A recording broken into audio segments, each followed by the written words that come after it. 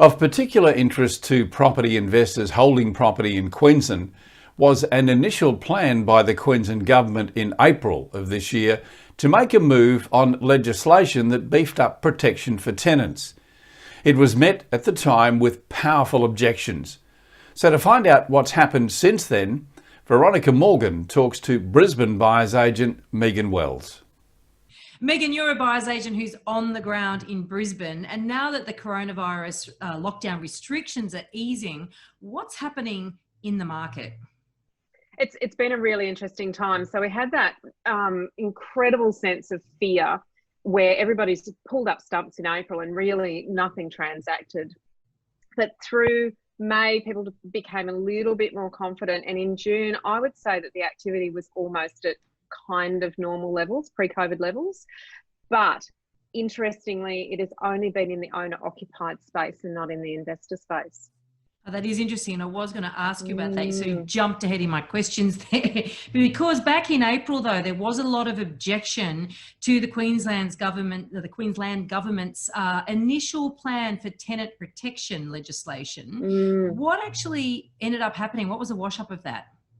Yeah, what was proposed was really one-sided. It was really about protecting the tenant, and what the REIQ and a number of organisations and myself and landlords and real estate agencies did was really lobby heavily to have a very fair set of legislation, emergency legislation that protected both the tenant and the landlord.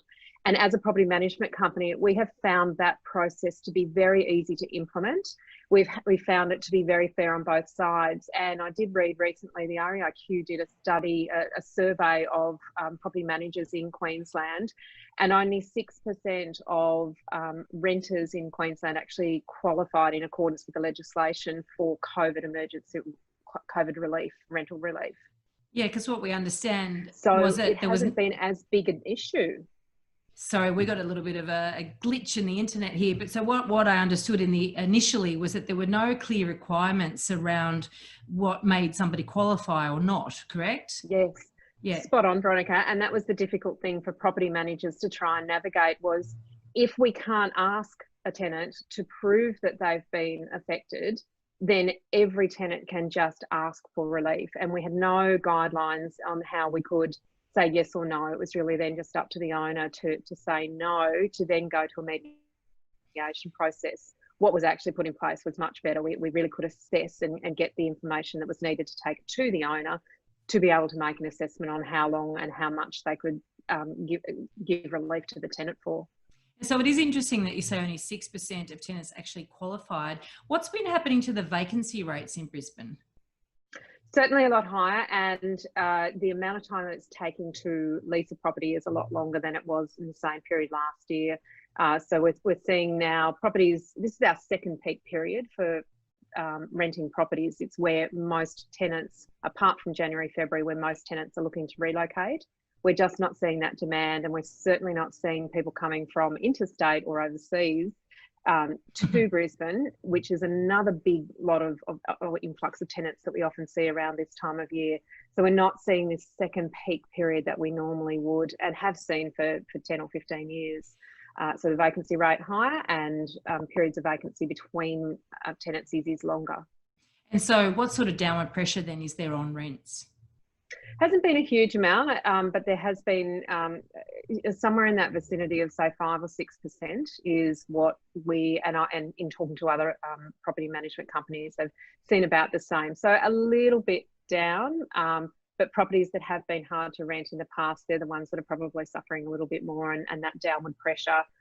If they're not in a great location, or they haven't got a good layout, or they're missing things that tenants are looking for, tenants have got a little bit more choice now, and they're being a little bit fussier, and those properties that are a little bit maybe sub-quality are taking a bit longer and have got a little bit of a drop in the final outcome when we do get a tenant. It's the same story across the board. If the foundations aren't there, then it's going to suffer. What about listings? Are you finding that a lot of landlords that maybe are struggling to rent their property, are they turning around and saying, well, I'm going to list it and sell it instead?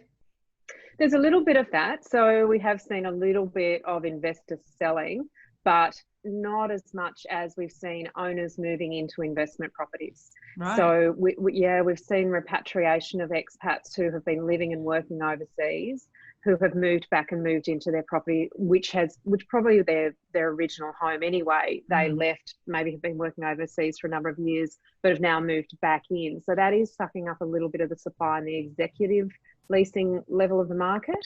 And that's something that we hadn't really anticipated, was to see that level of repatriation and people coming back into those properties. So anyone looking for an executive level property isn't going to see a lot of choice in Brisbane at the moment. And I think probably going forward for quite a few years, until people start going back overseas for work. That's interesting. That's the first time I've actually heard that reported. There's obviously been a lot of talk for many years about oversupply of unit stock in Brisbane. Is that your favourite my favourite topic, Veronica? Would it be fair to say that there's a two-speed property market up there? Houses versus apartments? I think there's multiple speeds. I mean, we're probably sitting on a 12-gear bike. Right. There's certainly the apartments have suffered the most downward pressure and the highest levels of vacancy, because there is so much to choose from. And I know I'm jumping ahead on what you might ask me shortly, but that supply is somewhat being soaked up by first-time buyers, and that's where we're seeing quite a lot of activity. And there's been some stimulus and grants and so forth to activate that market, and it is that unit apartment, big complexes that are probably being most sought after by first-time buyers, and that is not what we would recommend for first-time buyers, but that's probably the strongest market for that type of product at the moment. Yeah, which is a bit of a shame, and you and I do have a bugbear on that. I've also read that the recent the take-up of the federal government's recent sort of renovation and builder incentive has been greater in Queensland than most anywhere else. What do you make of that? We love to renovate up here. We love to take an old Queenslander and turn it into a gem. But I think what we probably saw was there were a number of people who were ready to take that step to renovate their Queenslanders. They'd raise them up, build underneath, turn them into quite large family homes. And perhaps those projects were put on hold during the uncertainty of April, May. I think the stimulus has possibly given those people the confidence to move forward if they qualify. There's obviously a number of hoops to jump through before you can actually access the grant. But I think there has been some people that reinvigorated or moved forward their delayed plans. And I've seen a multitude of Facebook advertising and promotions of new build companies really pushing that bandwagon of, you can use your first home buyer grant, plus you can have the builder's grant, and we'll throw in some money as well. And suddenly you might be saving $40,000 off the recommended retail price of a house and land package. Again, that's not something that I advocate unless it's an infill property, not a greenfield sort of site. But I think that's something that has been taken up quite strongly, and there are some firms that have really jumped on that bandwagon and pushed that out to the marketplace. And anecdotally, I've heard stories about builders that have actually put in an additional clause to say that if it's going to be signed, they're going to sign a contract before December 31st, for instance, that there's going to cost, there's a fee for that, and there's a fee for starting within the 3 months. Have you come across any of that? Haven't heard of any of that. Tell me more. Well, just those. So, Veronica, tell me a little bit more about that one. I've only heard this anecdotally. It's not really my space, but it is quite amazing how you can come across people that will always seek to take advantage of a situation. Those that are meant to benefit aren't actually benefiting.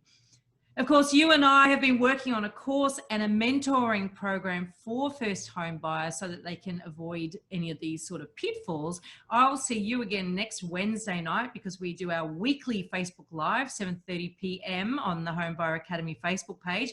Thank you so much on the Facebook channel. Thank you so much for joining me today to chat about what's happening in Brisbane for not just first home buyers, for investors and others. Fabulous place to buy a home, Veronica. You're a big Queensland advocate. I love it.